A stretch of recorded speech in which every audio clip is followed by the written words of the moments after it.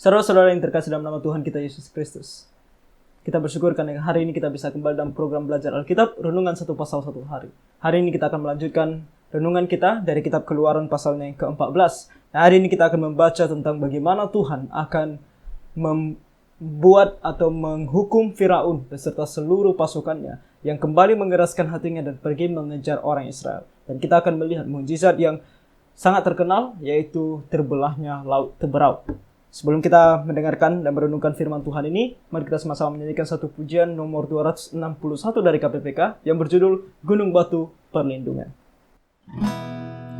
Di waktu badai menerpa, Tuhanlah perlindunganmu. Kendati goncang semesta, Tuhanlah perlindunganmu.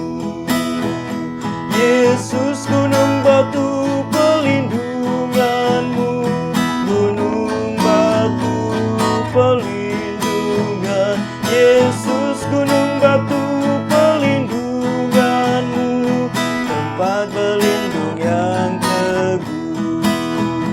Baik siang maupun malam gelap, Tuhanlah perlindunganmu. Niscaya takutmu lenyap, Tuhanlah perlindunganmu. Yesus gunung batu perlindunganmu, gunung batu perlindungan.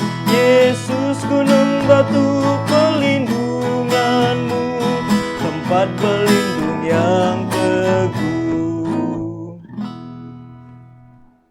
Tempat perlindungan kita yang teguh, yang tidak akan pernah hancur dan tidak akan meninggalkan kita, adalah Tuhan kita sendiri. Allahnya Abraham dan Ishak dan Yakub, dan tidak lain dan tidak bukan Tuhan Yesus sendiri. Oleh karena itu mari kita tetap bersandar kepadanya, karena Dia adalah Tuhannya kita. Dan itu yang akan kita lihat di sini di pasal yang ke-14 dari kitab Keluaran. Bagaimana Tuhan sebagai perlindungan yang teguh senantiasa ada bersama dengan orang Israel untuk melaksanakan kehendaknya bagi mereka, yaitu untuk terlepas dari tangan Firaun dan orang Mesir. Kita membuka Alkitab kita dari Keluaran pasal 14. Mari kita baca dan renungkan bersama-sama.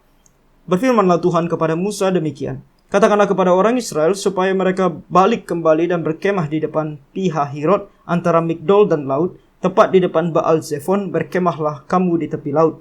Maka Firaun akan berkata tentang orang Israel, mereka telah sesat di negeri ini, padang gurun telah mengurung mereka. Aku akan mengeraskan hati Firaun sehingga ia mengejar mereka, dan terhadap Firaun dan seluruh pasukannya, aku akan menyatakan kemuliaanku sehingga orang Mesir mengetahui bahwa akulah Tuhan, lalu mereka berbuat demikian. Nah, apa yang terjadi di sini? Kemarin di pasal 13 kita tahu bahwa Tuhan tidak menginginkan mereka pergi untuk langsung ke tanah Kanaan melalui daerah-daerah orang Filistin, karena Dia tahu bahwa bangsa ini belum siap untuk berperang. Jadi Dia mau mereka turun ke bawah ke arah Laut Teberau di tepi sungai. Jadi Dia mau di tepi laut. Jadi Dia mau mereka pergi ke sana, ke tepi laut tersebut dan berkemah di sana. Dan Dia berkata apa? Dia akan mengeraskan hati Firaun. Artinya Firaun akan kembali mau menyerang atau mengejar orang Israel, dan Tuhan akan mengeraskan hatinya dalam artian Tuhan akan mengizinkan dia dan membuat dia tidak bisa hidup tanpa pergi dan menyerang orang Israel yang saat ini sedang pergi untuk menyeberangi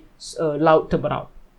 Oke, dan Tuhan berkata bahwa ini semua untuk kemuliaan namanya, sehingga orang Mesir betul-betul tahu kali ini bahwa Dia adalah Tuhan. Nanti kita akan membaca di pasal 15 bagaimana orang Israel beserta Musa dan Harun akan bernyanyi memuji nama Tuhan dan memuliakan nama Tuhan.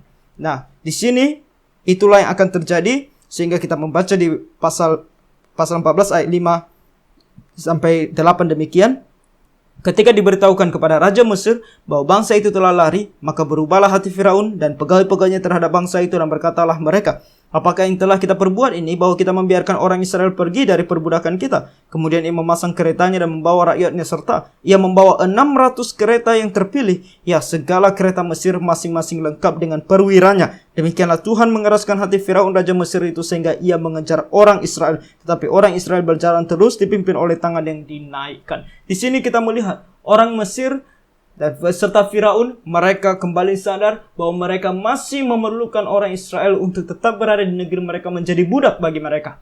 Dan mereka kali ini sudah melupakan tentang 10 tulah yang Tuhan sudah berikan kepada mereka, sehingga mereka mengeraskan hati mereka dan pergi mengejar orang Israel. Dan tidak tanggung-tanggung, kita melihat bahwa Firaun membawa beserta dengan dia 600 kereta yang terpilih. Nah, pada masa itu, kalau sekarang kita melihat teknologi yang begitu berkembang, sehingga kita melihat alat-alat perang atau senjata-senjata perang yang luar biasa besar dan sangat, bisa kita bilang sangat maju. Nah, pada masa tersebut, yang paling hebat di antara semuanya adalah kereta perang ini. Nah, kereta perang ini adalah sebuah kereta yang ditarik oleh 1 atau 2 ekor kuda, dan di atasnya pengendaranya adalah seorang yang terlatih dengan sangat hebat untuk naik di atas kereta tersebut sambil menggunakan senjatanya mengalahkan orang-orang di sekitarnya.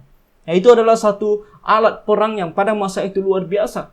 Jadi di sini kita melihat bahwa Firaun tidak tanggung-tanggung. Dia mengerahkan yang terbaik untuk pergi mengejar orang Israel. Dan ini semua terjadi bukan karena kebetulan. Kita melihat kalau Firaun berpikir secara logika, maka kita tahu dia tidak perlu membawa orang yang banyak dan bahkan kereta seperti ini. Sebab dia tahu orang Israel bukanlah orang-orang yang perlu ditakuti dalam hal berperang. Tapi kita melihat di sini bahwa ini adalah semua bagian daripada rencana Allah. Makanya selalu dikatakan bahwa Allah yang mengeraskan hatinya. Artinya Tuhan mengizinkan dan membuat dia begitu sangat ceroboh dan bisa dikatakan bodoh oleh karena ketidakpercayaannya kepada Tuhan, sehingga dia pun membawa semuanya ini, dan tujuannya cuma satu, untuk Tuhan menunjukkan kemuliaannya, yaitu dia akan memusnahkan semuanya ini tanpa orang Israel berperang melawan mereka. Itu adalah kuasa Tuhan yang luar biasa, kuasanya Allah Abraham, Ishak dan Yakub, Allahnya orang Israel, dan tidak lain dan tidak bukan kembali Allahnya kita, Tuhan dan juru selamat pribadi kita, yaitu Tuhan Yesus sendiri. Dikatakan di ayat 9, adapun orang Mesir, segala kuda dan kereta Firaun, orang-orang berkuda dan pasukannya mengejar mereka dan mencapai mereka pada waktu mereka berkemah di tepi laut dekat Pihahirot di depan Baal Zephon.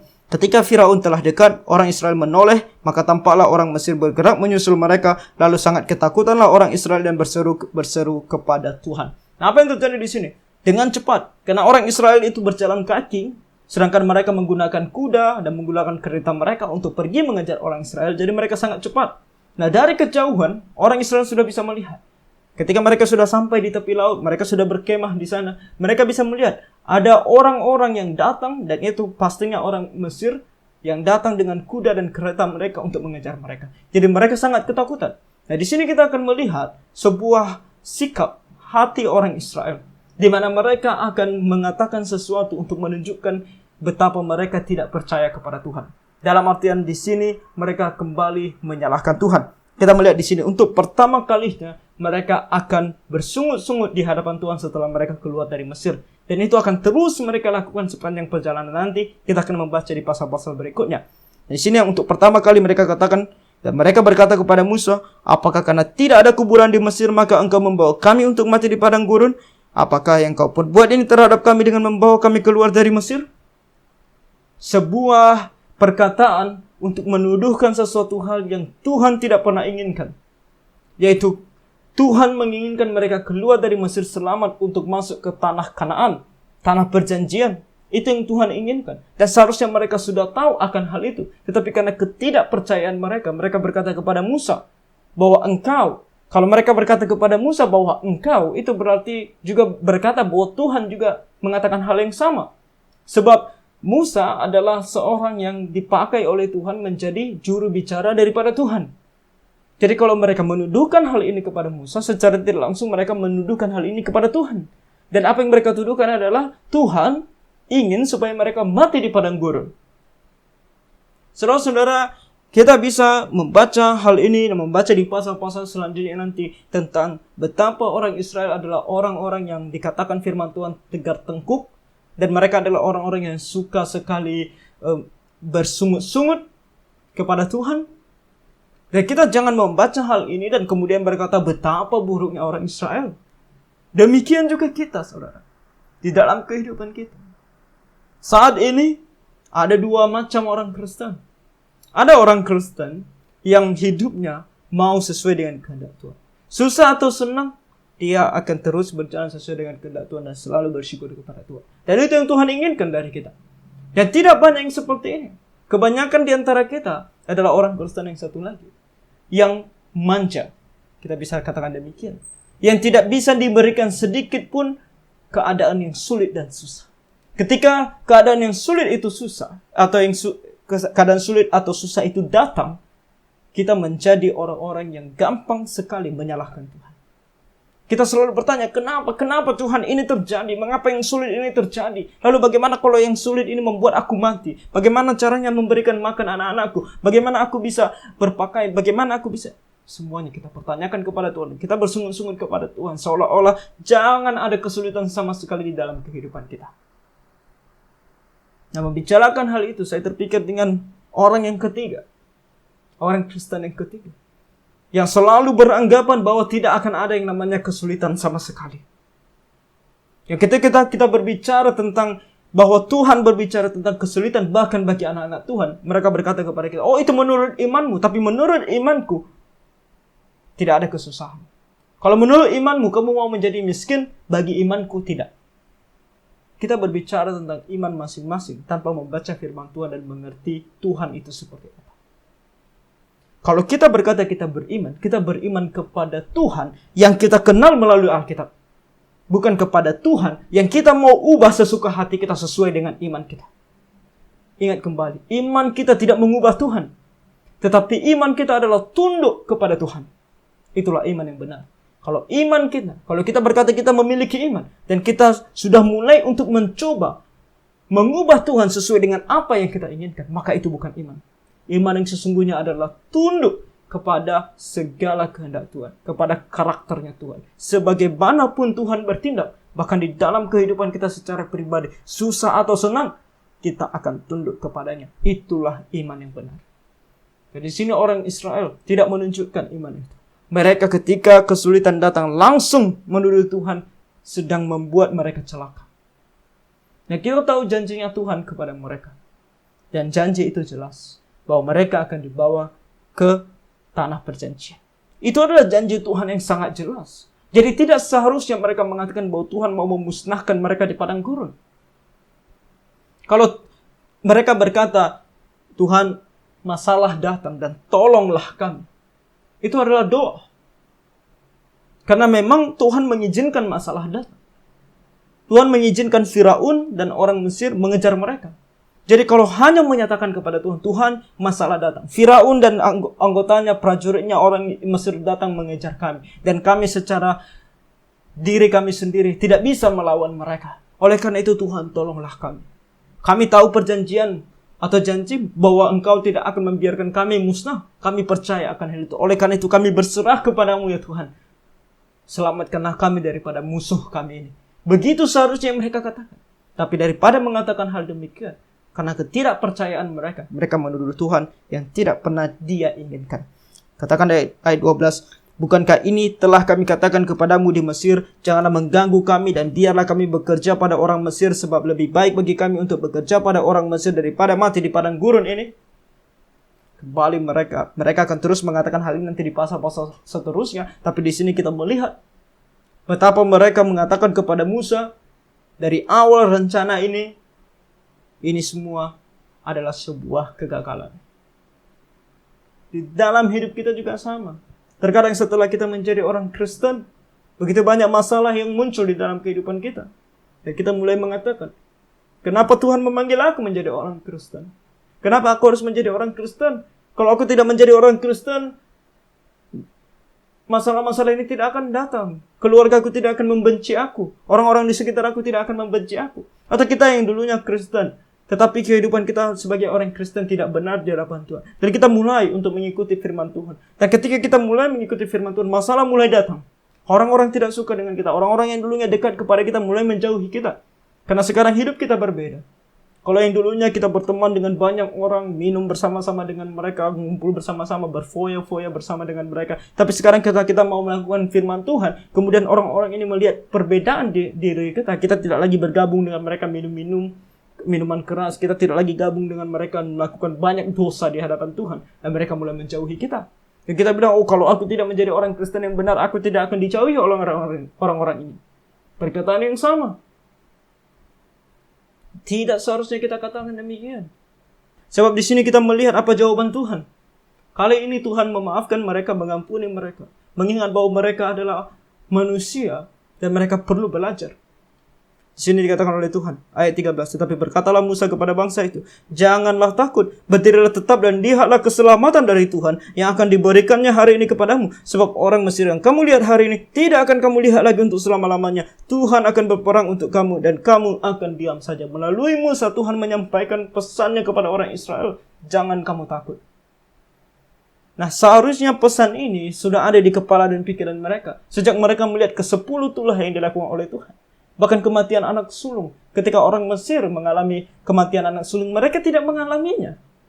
Itu seharusnya sudah membuat mereka tahu bahwa Tuhan akan berperang melawan mereka. Karena selama ini yang berperang melawan Firaun adalah Tuhan sendiri.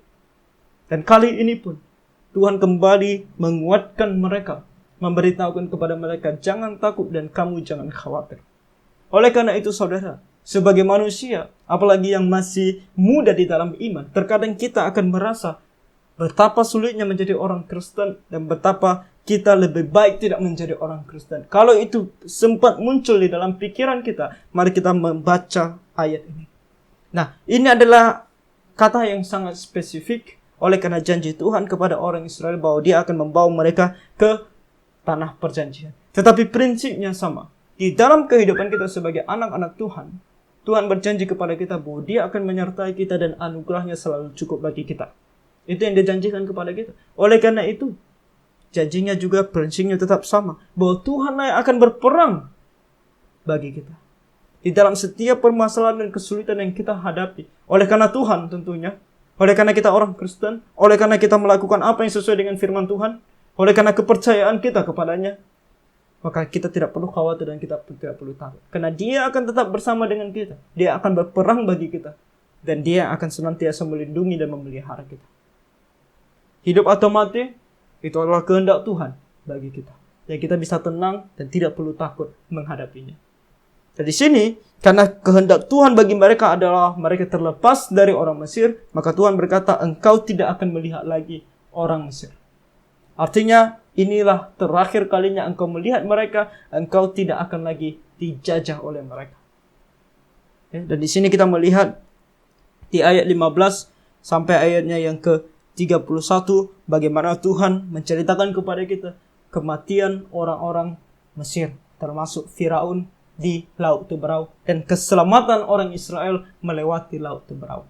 Kita baca di ayat 15, berkata, berfirmanlah Tuhan kepada Musa, mengapakah engkau berseru-seru demikian kepadaku? Katakanlah kepada orang Israel supaya mereka berangkat, dan engkau angkatlah tongkatmu dan ulurkanlah tanganmu ke atas laut dan belalah airnya, sehingga orang Israel akan berjalan dari tengah-tengah laut di tempat kering. Tetapi sungguh aku akan mengeraskan hati orang Mesir, sehingga mereka menyusul orang Israel, dan terhadap Firaun dan seluruh pasukannya, keretanya dan orang yang berkuda, aku akan menyatakan kemuliaanku. Maka orang Mesir akan mengetahui bahwa akulah Tuhan apabila aku memperlihatkan kemuliaanku terhadap Firaun karena katanya, keretanya dan orangnya yang berkuda.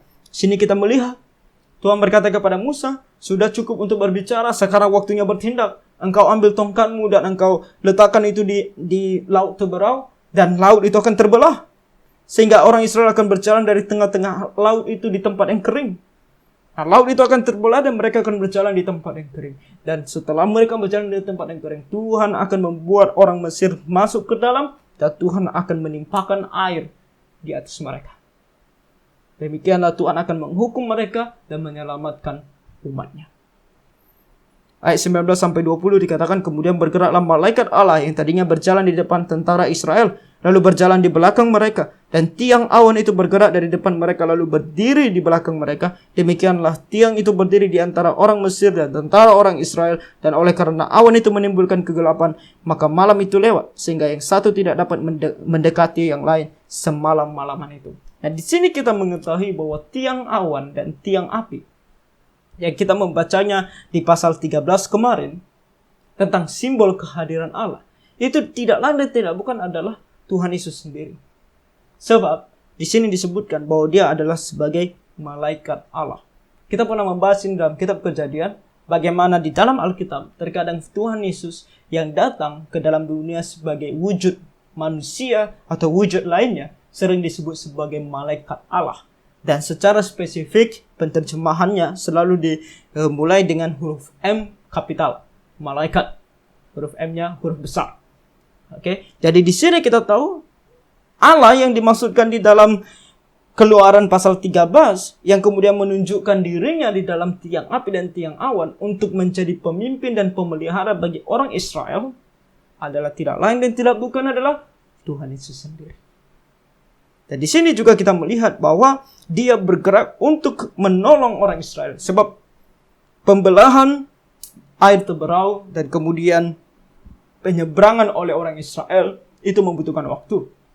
Sementara Firaun dan tentaranya sudah sangat dekat dengan orang Israel. Jadi untuk menunda atau memperlambat pergerakan mereka, maka dikatakan, demikianlah tiang itu berdiri di antara orang Mesir dan tentara Israel, dan oleh karena awan itu menimbulkan kegelapan, maka malam itu lewat, sehingga yang satu tidak dapat mendekati yang lain semalam-malaman itu. Jadi tiang awan itu membuat orang Mesir dan Firaun tidak dapat melihat di mana orang Israel. Sehingga mereka hanya bergerak di tempat mereka sendiri, tidak bisa maju, tidak bisa mundur.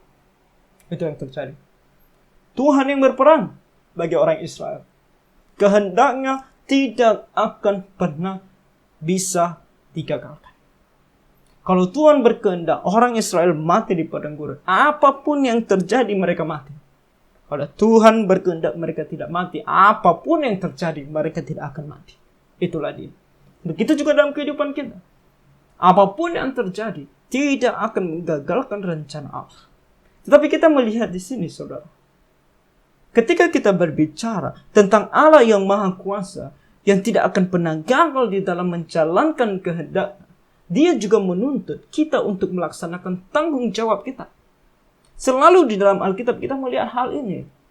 Allah memang berkuasa untuk melakukan apa saja yang Dia mau. Tetapi Dia juga mau kita melakukan sesuatu sebagai tanggung jawab kita. Makanya Dia perintahkan Musa untuk mengambil tongkatnya dan meletakkannya di Laut Teberau. Dan yang memisahkan atau membelah Laut Teberau adalah kuasa Tuhan. Kemudian setelah Dia nanti membelah Laut Teberau, apa yang Dia lakukan? Dia memerintahkan orang Israel untuk berjalan. Kalau orang Israel tidak pernah berjalan dan menyeberangi laut tersebut, apakah orang Israel bisa selamat? Oh, Tuhan bisa saja dengan kuasanya langsung memindahkan orang Israel, mengangkat mereka ke seberang. Siapa yang bilang tidak bisa? Tuhan bisa melakukan apa saja yang Dia mau. Karena Dia sangat berkuasa, membelah Laut Teberau saja bisa, apalagi membawa orang Israel, mengangkat mereka langsung ke seberang. Tetapi Dia mau kita juga melakukan tanggung jawab kita, melakukan bagian kita, yaitu kita berjalan. Orang Israel berjalan. Demikian dalam kehidupan kita. Maka berhentilah untuk mengatakan iman kita bisa mengalahkan apa saja tanpa melakukan apapun. Tuhan memberikan kita hikmat dan kebijaksanaan untuk tahu apa yang harus kita lakukan sebagai tanggung jawab kita. Nah, setelah kita melakukan tanggung jawab kita, selebihnya yang tidak bisa kita lakukan, itu semuanya tergantung kepada Tuhan. Kita serahkan kepada Tuhan. Contohnya di dalam pandemik saat ini. Karena kita masih dalam kondisi pandemik, penyakit yang begitu mengerikan ada di luar sana. Nah, kita percaya Tuhan itu Allah yang Maha Kuasa. Dia bisa melindungi kita dari penyakit ini. Apapun yang terjadi, kalau Tuhan tidak berkehendak kita terkena penyakit, kalau Tuhan berkehendak kita tidak terkena penyakit ini. Walaupun yang batuk itu, yang positif itu batuk di hadapan kita, kita percaya Tuhan bisa membuat kita tidak kena. Karena Dia bisa melakukan apa saja yang Dia mau. Kalau itu kehendaknya. Tetapi di saat yang sama, kita juga tahu bahwa Tuhan memberikan kita kebijaksanaan dan hikmat. Dan kita harus melakukan bagian kita. Dia memberitahukan kepada kita. Dia sengaja mengirimkan para dokter, para ilmuwan, pemerintah untuk memberitahukan kita tanggung jawab kita apa. Tanggung jawab kita adalah kita harus selalu menggunakan masker, menjauhi yang namanya keramaian, kalau boleh lockdown di rumah sendiri, di rumah saja tanpa pergi keluar kemana-mana. Itu adalah tanggung jawab kita. Dan kita harus melakukan bagian kita ini. Tanggung jawab ini kita lakukan. Dan selebihnya kita serahkan kepada Tuhan. Mengontrol virus itu tidak kena kepada kita, kita tidak akan pernah bisa. Tetapi setelah kita melakukan tanggung jawab kita percaya semuanya sesuai dengan kehendak. Kalau kehendak Tuhan kita kena, kita kena. Kalau kehendak Tuhan kita tidak kena, kita tidak kena. Tetapi bagian kita, tanggung jawab kita, sudah kita lakukan. Dan kita akan bahagia bersama dengan Tuhan. Itulah yang dilakukan oleh orang Israel di sini. Itulah yang dilakukan oleh Tuhan di sini. Prinsipnya tetap sama. Tidak pernah di dalam Alkitab kamu berdiam diri saja tidak melakukan apa-apa dan Tuhan akan melakukan segala sesuatunya. Tidak. Kemenangan yang mereka dapatkan selalu disertai dengan tanggung jawab diri sendiri. Oleh karena itu saya mengingatkan perkataan dari guru-gurunya saya, yaitu Pendeta Timothy Tho almarhum. Dia mengatakan apa? Dia mengatakan bahwa self-help with God's help is the best help. Pertolongan dari diri sendiri bersama dengan pertolongan daripada Allah adalah pertolongan yang terbaik. Tidak ada yang lebih baik daripada itu. Karena dua sisi ini selalu ada. God's sovereignty and human responsibility. Kedaulatan Allah, kekuasaan Allah, apa saja yang mau dia bisa lakukan. Dan yang kedua adalah tanggung jawab manusia. Itu yang selalu ada. Itu yang selalu diajarkan Alkitab kepada kita. Oke? Dari sini kita melihat di ayat 21 dan 22 dikatakan lalu Musa mengulurkan tangannya ke atas laut. Jadi Musa melakukan tanggung jawabnya, bagiannya. Dia mengulurkan tangannya ke atas laut dan semalam-malaman itu Tuhan menguakkan air laut. Ini bagian Tuhan. Karena Musa tidak bisa melakukan ini. Tuhan menguakkan air laut dengan perantaraan angin timur yang keras, membuat laut itu menjadi tanah kering, maka terbelahlah air itu. Ayat 20, demikianlah orang Israel berjalan dari tengah-tengah laut di tempat kering, sedang di kiri dan kanan mereka air itu sebagai tembok bagi mereka. Jadi apa yang terjadi? Laut itu terbelah. Laut itu terbelah, jadi di sisi kanan mereka air yang terbelah itu, dan sebelah kiri mereka juga air. Jadi mereka berjalan di tengah-tengah. Dengan kuasa daripada Tuhan. Ayat 23, orang Mesir mengejar dan menyusul mereka. Segala kuda Firaun, keretanya dan orangnya yang berkuda, sampai ke tengah-tengah laut.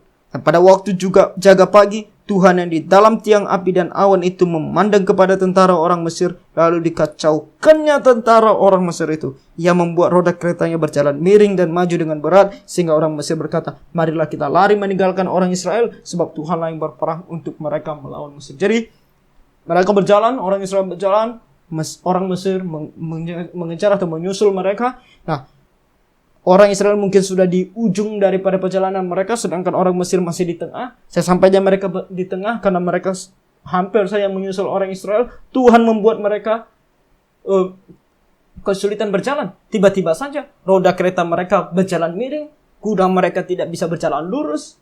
Mereka dalam kekacauan. Tuhan yang berperang melawan mereka, dan tiba-tiba mereka menyadarinya, sehingga mereka kata, ayo kita putar balik, kita pulang saja. Dan Tuhan tidak membiarkan hal itu terjadi. Dikatakan ayat 26, berfirmanlah Tuhan kepada Musa, ulurkanlah tanganmu ke atas laut supaya air berbalik meliputi orang Mesir, meliputi kereta mereka dan orang mereka yang berkuda. Dari sebelum mereka sempat untuk pergi keluar dari air atau tanah yang kering itu, di tengah-tengah daripada air itu, Tuhan berkata kepada Musa, ulurkan tanganmu ke atas air, sehingga air itu kembali seperti semula. Berfirmanlah ayat 27, Musa mengulurkan tangannya ke atas laut, maka menjelang pagi berbaliklah air laut ke tempatnya. Sedang orang Mesir lari menuju air itu. Demikianlah Tuhan mencampakkan orang Mesir ke tengah-tengah laut. Semua mereka mati di dalam air laut tersebut. Ayat 28, berbaliklah segala air itu lalu menutupi kereta dan orang berkuda dari seluruh pasukan Firaun yang telah menyusul orang Israel itu ke laut. Seorang pun tidak ada yang tinggal dari mereka. Tetapi orang Israel berjalan di tempat kering dari tengah-tengah laut, sedang di kiri dan di kanan mereka air itu sebagai tembok mereka. Demikianlah pada hari itu Tuhan menyelamatkan orang Israel dari tangan orang Mesir, dan orang Israel melihat orang Mesir mati terhantar di pantai laut. Ketika dilihat oleh orang Israel betapa besarnya perbuatan dilakukan Tuhan terhadap orang Mesir, maka takutlah bangsa itu kepada Tuhan, dan mereka percaya kepada Tuhan dan berkata kepada Musa, hambanya itu. Jadi percaya kepada Tuhan dan kepada Musa, hambanya itu. Jadi di sini kita melihat kuasa Tuhan yang luar biasa, menghukum Firaun beserta orang-orang Mesir yang ikut bersama-sama dengan dia dan menyelamatkan umatnya orang Israel. Kuasa Tuhan yang luar biasa yang kita melihat, yang tidak lain dan tidak bukan dilakukan oleh malaikat Allah, yang di sini kita tahu adalah Tuhan Yesus sendiri yang berada dalam tiang awan dan tiang api untuk menolong orang Israel. Saudara-saudara yang terkasih dalam Tuhan, percayalah kepada Tuhan Yesus. Hanya itu satu-satunya cara agar kita dilindungi, dipelihara, diperlengkapi, dikuatkan oleh Tuhan yang begitu luar biasa ini. Dalam segala keadaan dalam hidup kita, Mari kita percaya kepadanya, menyerahkan segala sesuatunya kepada Tuhan, dan melakukan apa yang menjadi bagian kita, tanggung jawab kita. Tanggung jawab kita adalah melakukan apa yang benar di hadapan Tuhan, melakukan segala sesuatu sesuai dengan firman-Nya. Dan ketika kesulitan datang, tanggung jawab kita adalah terus berusaha dan tidak pernah menyerah. Jangan malas, terus bekerja dan melakukan apa yang bisa kita lakukan. Berusaha, dan selebihnya yang kita tidak bisa lakukan, kita serahkan kepada Tuhan. Demikianlah kita hidup keseharian kita bersama dengan Tuhan. Jadi, apa yang kita baca di sini mungkin tidak terjadi dalam kehidupan kita, karena ini sangat spesifik terjadi bagi orang Israel. Ini sangat spesifik terjadi bagi mereka karena perjanjian Tuhan kepada mereka. Tetapi prinsipnya tetap sama. Allah yang kita baca di sini begitu berkuasa, juga Allah yang sama, yang dulu seperti ini dan sekarang seperti ini dan selama-lamanya seperti ini. Dan kita, tanggung jawab kita juga tetap sama, melakukan bagian kita yang diberikan oleh Tuhan. Kita mungkin tidak melakukan seperti Musa, kita tidak mungkin tidak melakukan seperti orang Israel. Tetapi yang namanya tanggung jawab kita, Tuhan akan beritahukan kepada kita dari generasi yang satu ke generasi yang lain. Tetap Tuhan akan memberitahukan kepada kita melalui firman. Kita akan membaca bagian-bagian apa yang kita lakukan, bagian-bagian apa yang harus kita perbuat untuk menunjukkan tanggung jawab kita di hadapan Tuhan. Dan selebihnya kita serahkan kepada Tuhan. Jadi saudara-saudara, berbahagialah kita yang imannya tunduk kepada Allah, Abraham, Ishak, dan Yakub, dan tidak lain dan tidak bukan Tuhan Yesus sendiri. Kiranya Tuhan menolong kita semua. Tuhan memberkati. Maka